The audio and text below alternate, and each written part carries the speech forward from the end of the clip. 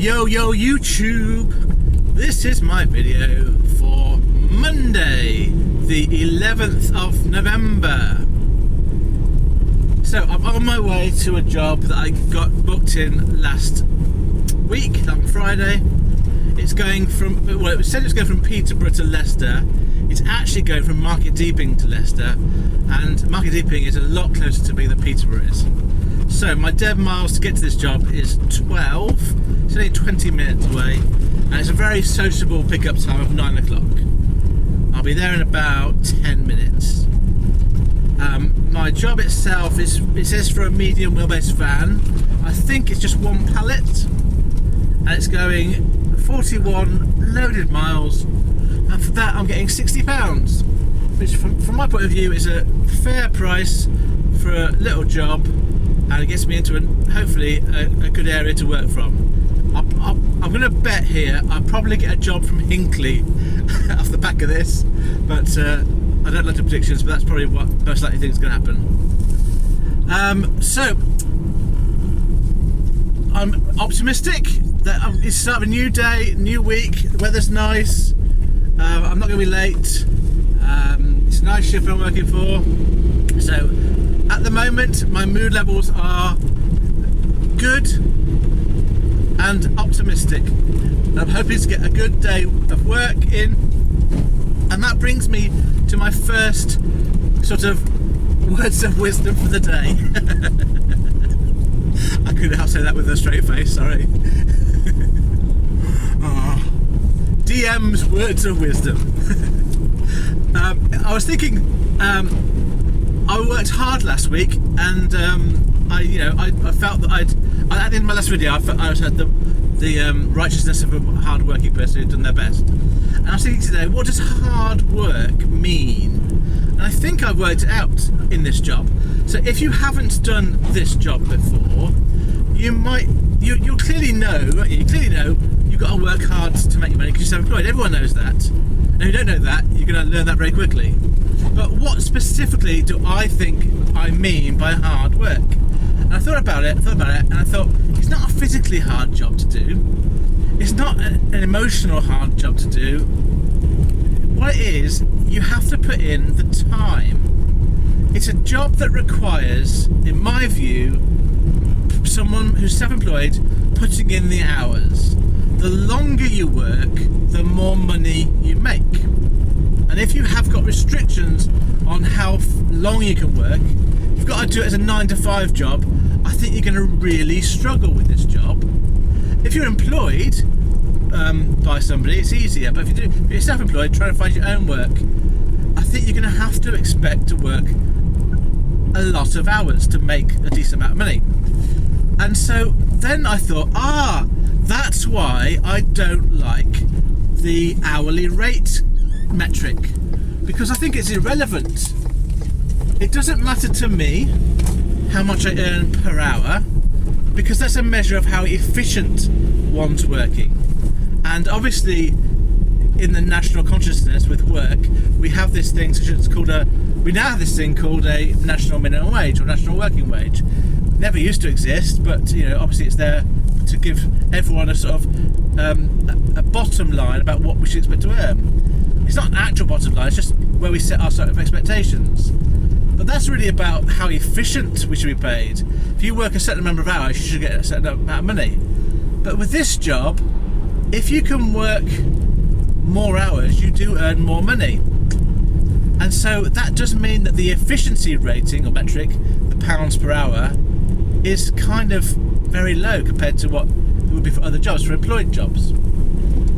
So I think working hard means putting in the hours. Simple as that. If you can put in the hours, you're going to find some sort of success doing this job, no matter where you are, what van you've got.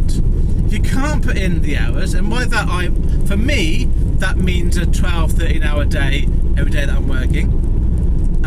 But it might mean something different for different people. And I just want to finish off by saying, I've now worked out why I don't even care about the efficiency metric, which is the amount of pounds per hour that I earn. It's not relevant to me. What's relevant to me is how much do I earn in total at the end of the week. Okay, I'll let you know how today goes, and I hope you are having a great day. I'm now on my way to my second job pickup. I've got quite a lot of things to talk about. So let me first of all tell you about the job I'm doing now.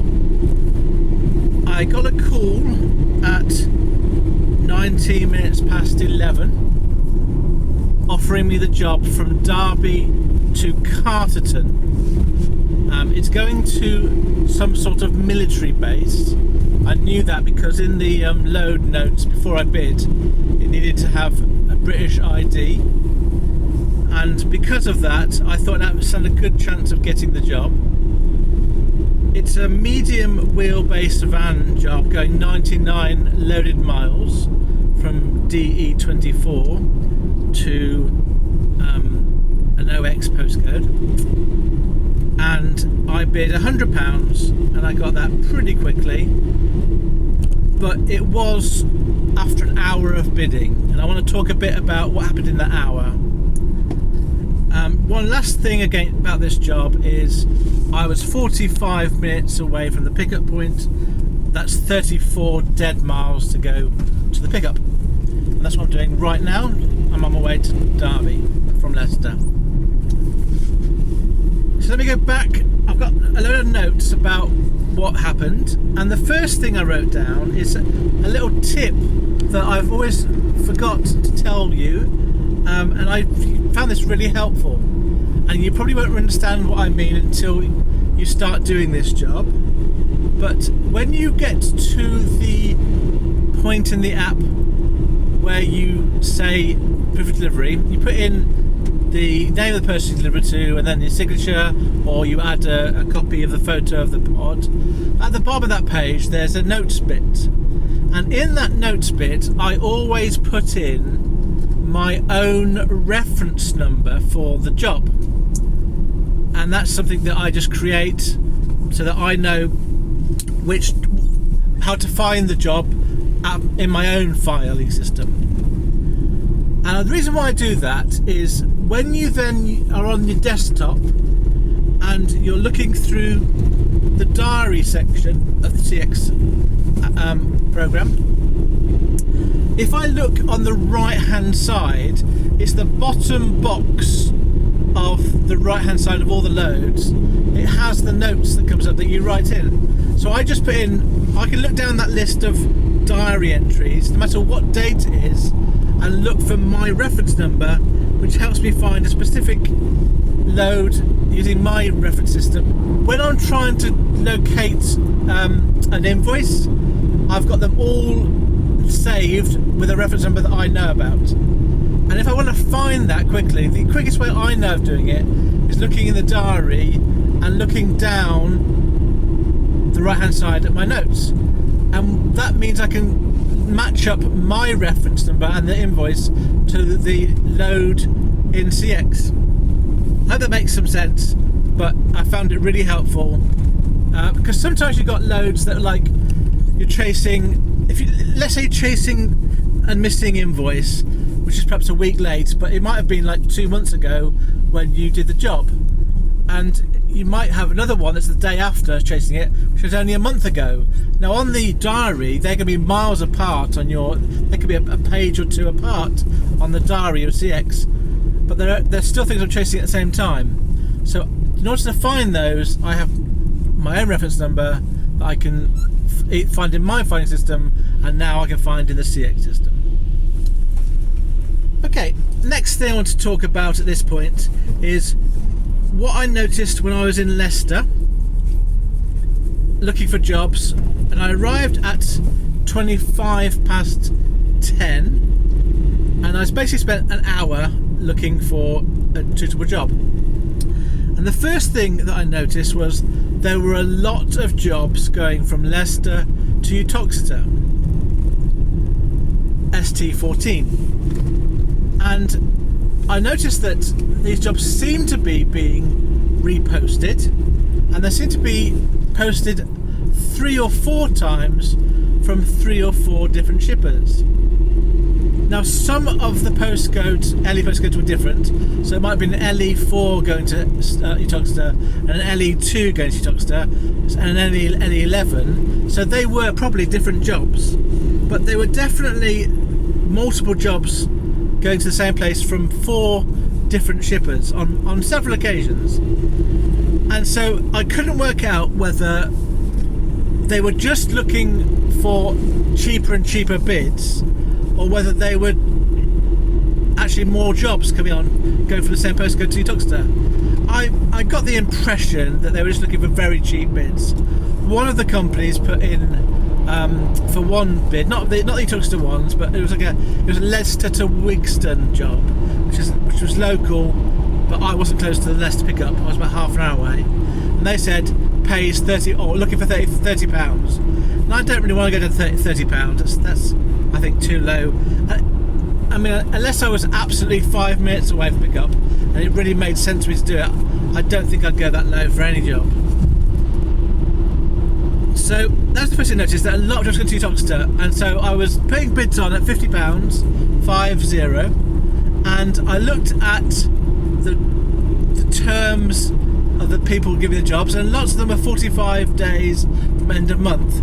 And the longer I've done this job, the more I've come to not like that sort of term. I think that 30 days from end of month, I'm okay with that. That to me seems like a standard, fair expectation in this industry for what we're doing. Anything longer than that, 45 days or 60 days end of month, which is still on there, I think is getting silly, and I don't like shippers that do that. The best, I think, is 30 days from invoice. I think that's probably ideal. I do like it when... The impression I get is, if you're doing 30 days from invoice, you're probably a driver shipper who knows what it's like and wants it to be fair. If you're doing 30 days from end of month, you're probably a fair shipper, as it were, office shipper. And so I sort of see that them in those sort of terms. Anything beyond that, I think, is taking the mick. So I spent 20 minutes bidding on those jobs at £50, and I then thought at that point, I'm not getting any bids here, I'm going to try for a short small van job, £45, but then not a lot of those came up from 10:45 onwards.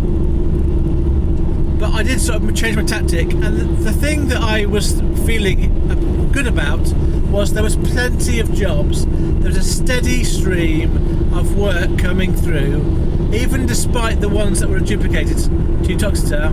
There was plenty of other jobs coming in that I could bid on, and so I felt that if I just kept persisting and maybe reducing slightly my pricing over time, or oh yeah, the other thing I didn't mention is, at this point in time, I was only looking up to half an hour away, which kind of took away most of Nottingham, most of Derby, unless it was sort of south of those areas. It brought in all of Leicester, obviously, and it brought in good areas like Hinckley, Loughborough, Colville. They're all been about half an hour away from me, so they're all good areas. And that half an hour sort of limitation didn't limit the number of jobs I could bid on.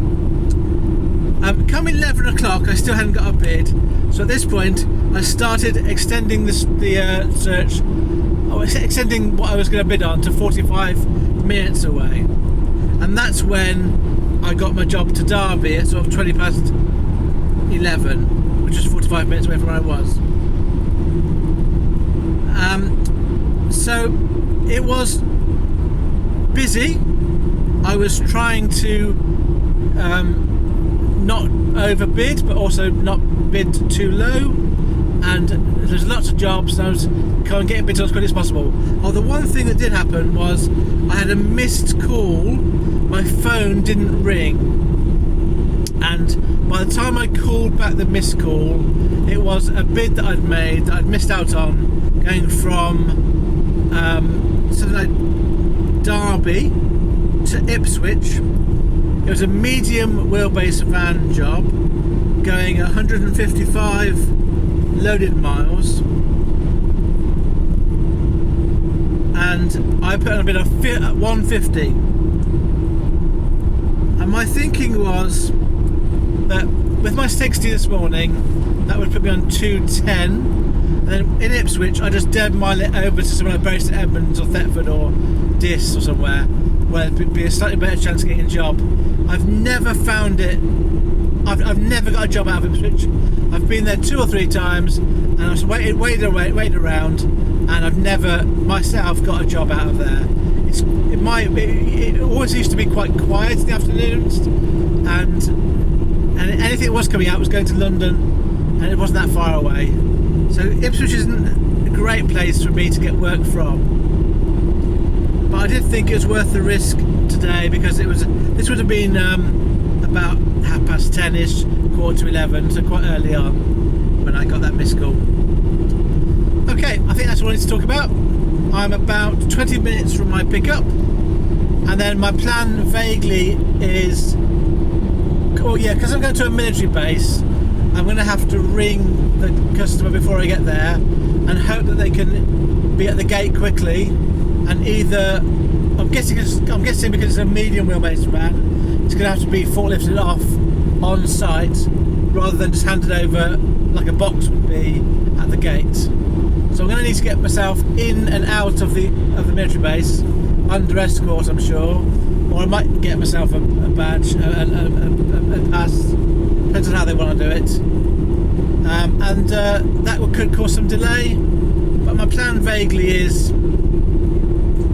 find out how far away Bristol is, and maybe head towards Bristol and get a job to London. That's my last job of the day. So I'll be on 160 for this job by the time I've done it, and then I hopefully have some time after afternoon to get a £100 job, perhaps to London, and then that'll be fine. It is all a bit up in the air still. At the moment, I'm probably 50-50 about whether today's going to be good or not. But I just like being busy, so I'm on my way to a job now. Okay, so now I've just picked up from Derby. It's 12:30. I should be finished around about 3 o'clock, and then I'll see how my day goes. But the reason for this message is because I was thinking about YouTube videos on couriers, courier work, and I think I have a little bit of an insight that I'd like to share with you, and it's this. When people start this job for the first time, they have lots of questions that need answering, that only really comes with experience. And if you don't know anybody that does this job, or don't have any links to the industry, the best way in the current climate to get that information is via YouTube videos, because they're free and they tend to be quite specific and also quite general.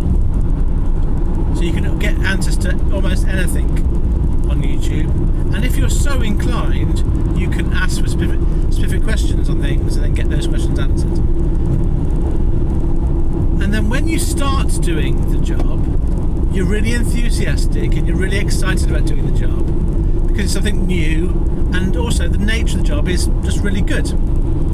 And what people then think is, I want to share with people the questions I now know the answers to that I wish I'd known before I started.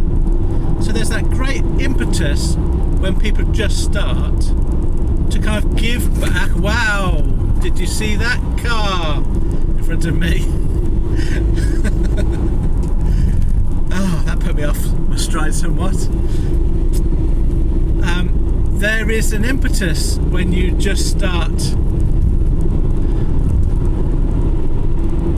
doing the job and using YouTube to kind of give back to people who are were in your position. And what that means, I think, is that there are lots of people doing YouTube videos about how to start being a same-day courier, because it feels like that's what you know about. If you're starting being a courier, you know what it feels like to start being a courier, and you know what questions you had, and so you feel you've got some expertise in telling someone else who's in the same position as you what to look out for, what to be aware of.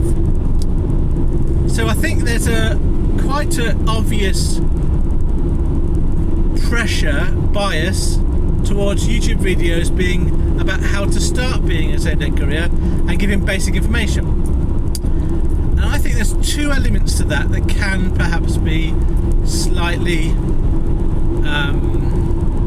negative, I suppose, or slightly not quite work. And the first is, if you've been doing the job for 20, 30 years, you're probably not going to get an awful lot from watching videos like these, because you know what works for you and you're happy getting on with it. And as far as you're concerned, you've had this experience from people every year for the last, or every month for the last 20 years. It's something that might change slightly at the outer edges about technology, but fundamentally the job isn't that hard to do. People will come in and stay, or come in and go all the time.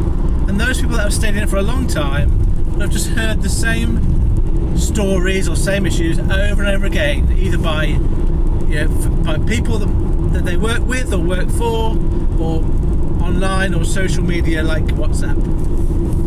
So there must be an element of fatigue from people who are very experienced. And I understand that, because you get told you have the same sort of conversations over and over again with people.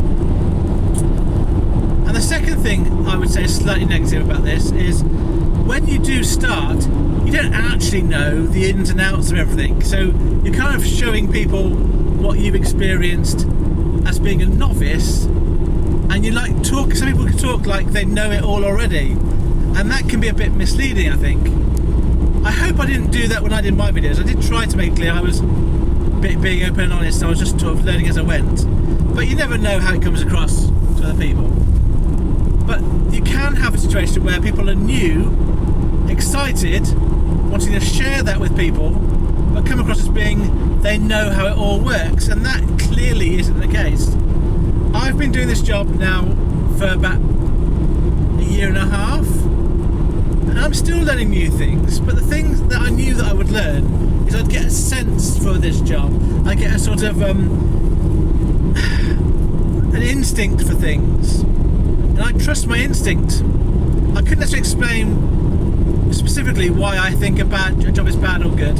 So you get an instinct for which shippers to work for, which to avoid. You get an instinct for which sort of jobs to take or not to take. You get an instinct for what to bid at certain times. From 1 hour to the next, I might change my bidding pattern depending on various factors that are hard to necessarily pin down in the moment. You can't. I don't think you can discount mood as being part of what you end up basing your pricing on. Sometimes if you're really desperate for a job, you're going to go cheaper than you want to go because you just need something. That's not a good place to be, but sometimes that is where you find yourself. So I think that I've learned a lot from doing this, and there's stuff that I don't do now that I would have done at the drop of a hat when I first started. And if you have sort of been with me from the start or been on the whole journey, you'll probably notice things that I do differently now than I used to do. And it's not to say that I've cracked it. By no means have I cracked it. I haven't got my own customers for a start. I don't really want them, but that would be a really good way of making this job work for you. But in terms of working off the CX only, I'm getting more instinctive about it, better able to judge what is the right thing to do, when to wait, when to jump in for a bid, what sort of factors do I think about in terms of bids. There's a whole load of things now that I have knowledge and memory about. There are some fundamental things that are always right, but a lot of this job is sometimes right, sometimes you do it a different way. So I hope that made sense. I just think it's one of these sort of grayer areas of life where I thought it's worth pointing out in this video that I've sort of been through it from before I started to when I first started doing YouTube. I'm now a reasonably, what do I say? I see myself as being one of the regular YouTube contributors to Day Courier work in the UK. Now, I do have a particular sort of style that doesn't suit a lot of people, but in terms of my longevity and my output, I think I've proved that I am consistent and a reliable source of information. Whether you like it or not is a whole other kettle of fish, but I think that I do feel now part of that ecosystem, and so when new people come on board doing YouTube, I can sort of see myself in them to some extent, and how I would do differently now than I would do in the past. I hope that makes sense. I'm not criticising anybody, I'm just sort of recognising that we all sort of evolve and change over time as we do things for longer. That seems like to me a natural, logical and absolutely sensible way to approach things. I suppose what I'm saying, just before I go off, is if you are going to watch YouTube videos to get information, don't just stick to one person. Try and get a whole range of views, even people that aren't like you, because they might have some nuggets of information that might just apply to you. I think sticking to just one source only, although it's better than nothing, is not good enough if you don't know what you're doing with a job like this. Right, it's all gone a little bit bad-ish. Not in a big way, just in a sort of irritating way. So I was on my way to dropping off at Catterton, at a military base in Catterton, and on the way down there was about 3 or 4 jobs from the area that I could have done in time, but I wasn't sure when I'd be offloaded, so I didn't bid on them. And by the time I arrived at my destination, they're pretty much all gone. I arrived at the site at just before 3 o'clock, about 2:45. Had to wait to get escorted onto the site. Went on at 3 o'clock. Got off site, having been offloaded at 24 minutes past 3. I needed to get some fuel. Oops, I need to go off at that point. It's a bit confusing, this roundabout. Let's go around. So I couldn't stop on the site to bid on jobs or to get fuel. So I just went to Whitney, which is the nearby place which had fuel, and that took a bit of time. Getting filled up was a bit of a faff, and so by the time I'd filled up, done all the podding off, and was looking at jobs, there was the odd job from around the area, but it was sort of 4:15 by that point. It's now just gone 4 o'clock and there's very little jobs around. I have to make a decision what to do, and I'm going to just head towards Banbury because it's on the way home. If I just dead mile it home now and don't get another job, I'll be back about 7ish and I would have made £112. If I get another little job, probably back about 8 or 8:30, and I'll probably make about 170. So that's where I stand at the moment. Neither is a particularly great option. There was a job going from Banbury to Wellingborough, pick up at 6 o'clock. I just didn't feel I could do that. It was 40 miles, and so I felt I would have to give that a miss, and it's gone now. So I don't know what to do really. Anyway, I'm going to keep heading up back northwards. I'm a bit in the middle of nowhere. I'm a bit too late in the day to get a job, and a bit far from home. It's all a bit at the moment. So it's going to be, I think, going to be quite a poor day, I think, at the end, which is a shame because this is happening pretty much every day now. Anyway, I was going to talk about fuel cards because I have filled up with fuel again today. I had to use my app to find the nearest Key Fuels place, but I've got 2 fuel cards, and every so often they change their pricing.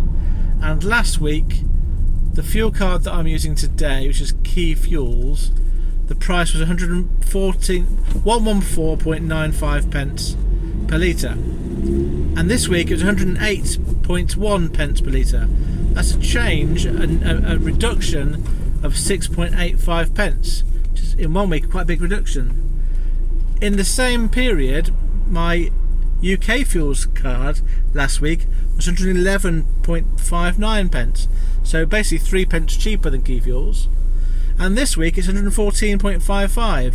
That's an increase of 2.96 pence per litre, which makes it more expensive than my other card. So that's a total swing of 9.81 pence per litre. So if I just merrily got along, not bothering checking these, and used my UK Fuels card this week, which I have been using for the last 3 or 4 weeks, I'd have wasted, as it were, 9.88 times 80 litres, close to £8, which is in itself isn't a big deal, but you just feel like a win when you get a fuel price down by 7 pence as opposed to up by 3. Right, so that was my fuel cards, and I just keep a track of those two. I just alternate between those 2 cards. Usually one of them is cheaper than the other, and this week it's Key Fuels, and for the last few weeks it was the other way around. Right, okay, I shall get on with my day, get myself towards Banbury. I think he's letting me in. Yes, he is. Thank you very much. And then I'll let you know what happens next time I do a video. Okay, last video of the day. This will be my stats. Before I give you the stats for the day, I'm going to recognise that it has been a very disappointing day.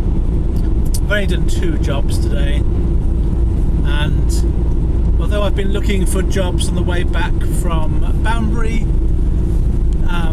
unfortunately, as I've said in previous videos, I don't live in a very busy area, so it's very, very rare to get a job that ends up anywhere near where I live in the evening, and it's pretty much impossible to get a job that's delivering in my area in the morning.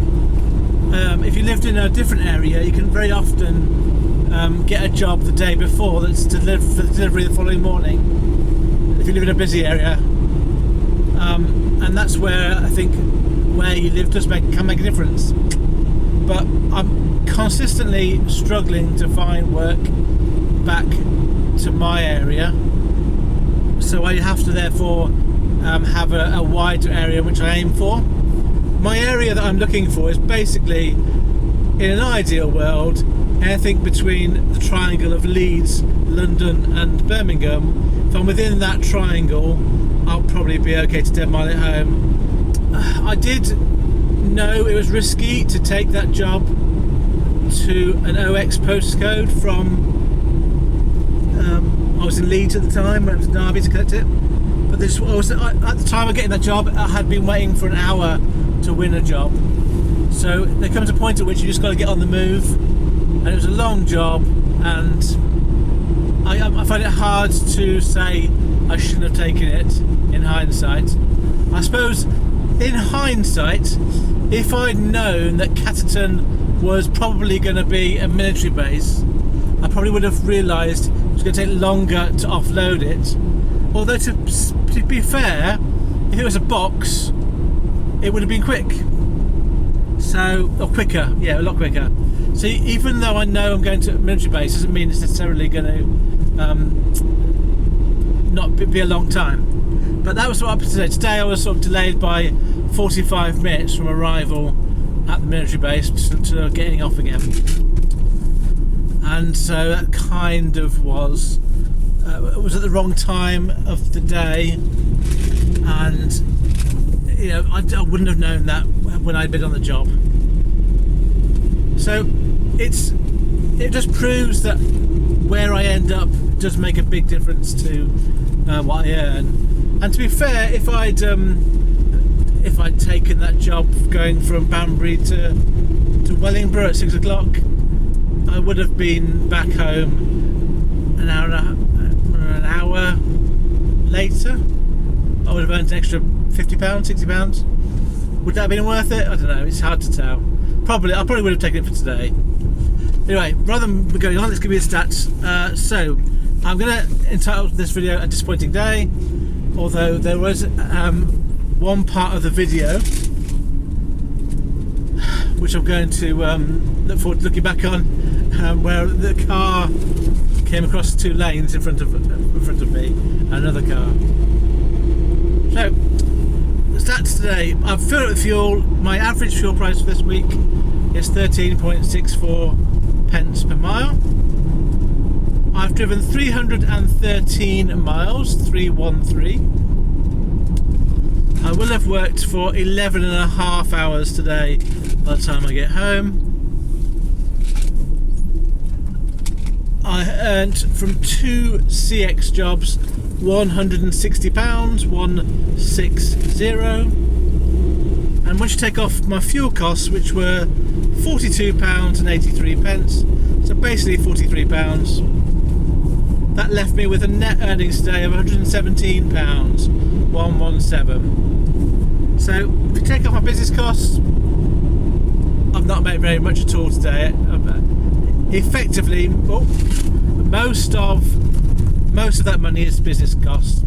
I haven't really earned an awful lot for myself today, which is what I find disappointing about it, because for 11 and a half hours work you want to try to get at least a living wage. Anyway, let's not let it get us down. A new day starts on Wednesday for me. And the last point I want to make before I go, it's quite disappointing for me having to do a stop-start working pattern. If I could work 3 days on and then be off for 4 days, I'd be much happier with that.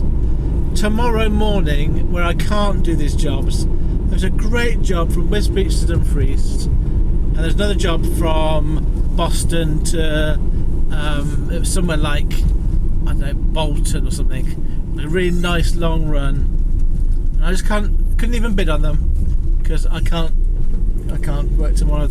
I mean, at the most I could do a Peterborough to Boston job, or a Peterborough to, I don't know, Kings Lynn job, maybe not even that, but they don't come up.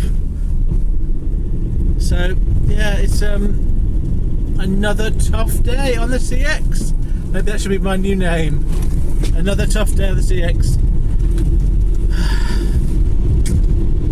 Right, thank you very much for listening to this video. I hope that you are being successful, because I sure as hell am not. However you choose to define that word, I'm going to have to redefine that definition for myself. I think being successful for me means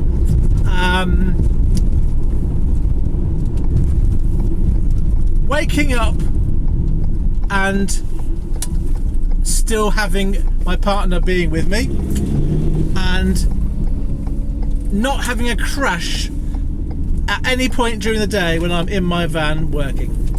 That's my definition of success now, and in that respect I'm 100% successful every day this month so far. Farewell, friends.